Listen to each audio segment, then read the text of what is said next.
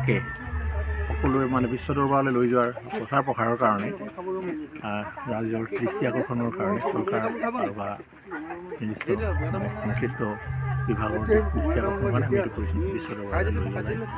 আৰু প্ৰকৃতি সংৰক্ষণটো কেনেকৈ হয় এই বিষয়েও ৰাইজক সজাগতা কৰাৰ এটা মূল উদ্দেশ্য। আৰু বাখৰ বাগানে এই গছজোপাক কেন্দ্ৰ কৰি ইয়াত যিহেতু এটা পৰ্যটন থলী এখন গঢ় লৈ উঠিছে, ইয়াৰ প্ৰসাৰৰ কাৰণে কিছু প্ৰচেষ্টা হাতত লোৱা হৈছে। ৰাইজৰ সহযোগিতা সহযোগ পাইছোঁ। আহিছে ৰাইজ, আপোনালোকে দেখিছে ৰাইজ আহিছে, ৰাইজৰ হেঁপাহো আছিলে। আৰু এনেই ইয়াত বনভোজস্থলী সাধাৰণতে আজি কেইবাবছৰৰ পৰা ইয়াত বনভোজৰ কাৰণে এইকেইটা দিনত মানুহ আহে।